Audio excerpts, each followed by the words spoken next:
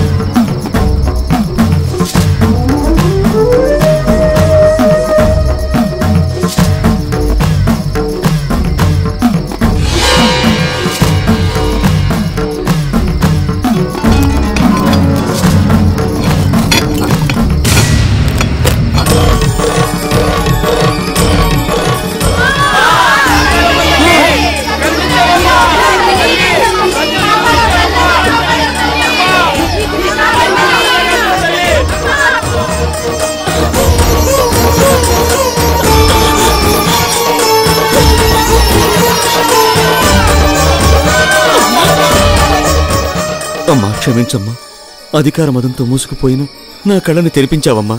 ఇక నుంచి నేను నీ భక్తుడిని. తప్పైపోయింది, క్షమించమ్మా.